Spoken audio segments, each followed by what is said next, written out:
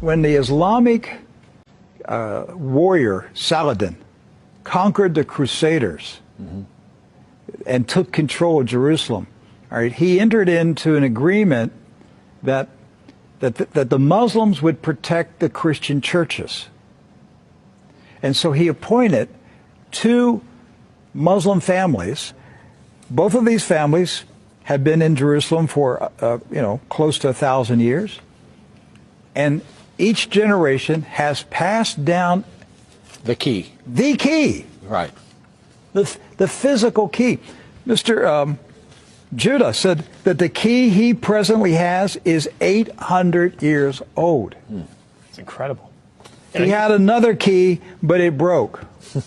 And this is a Muslim. I mean, yes. Adbi Judah is a Muslim. And he said it's a great honor for a Muslim to hold the key to the Church of the Holy Sepulchre, which is the most important church in Christendom.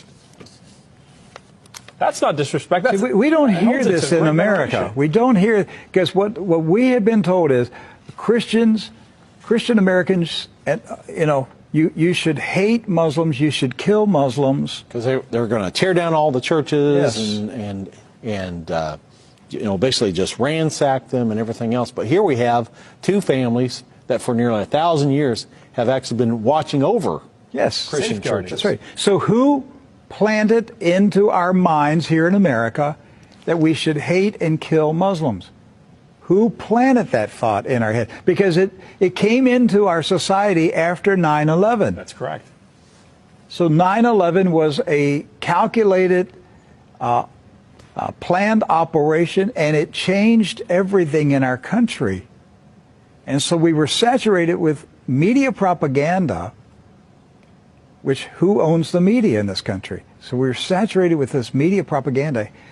You Americans, you need to hate Muslims. You need to go to war. You need to send your sons to go kill Muslims. All right? And yet, when you go to the Middle East, you find out that the Muslims, like Christians, are taking care of Christian churches. Yes. Do not hold animosity against Christians or Americans, except in the case where Americans are pushing for war in their countries or trying to take their land. So they've lived together. They've lived together for centuries and centuries. Jews, Christians, and Muslims have lived together for centuries. They were buying and selling. They were trading. They were doing business together. They were building houses next door to each other for centuries. And it didn't change until the Zionists came. Now, see, you say, wait a minute, I thought Zionists are Jews. Not all Jews are Zionists. And not all Zionists are Jews. Right. Zionism is a political movement. Yes. Right. It's an ideology. Yes. Not an ethnicity. And so when the Zionists came to Jerusalem and Palestine, basically in the 1920s and 30s and 40s, right, they came to agitate. They came to infiltrate. They came to seize control.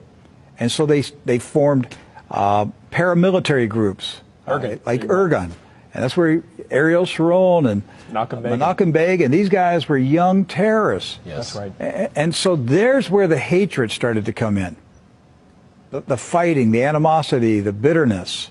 But it didn't start until the Zionists appeared. The fighting, the animosity, the bitterness.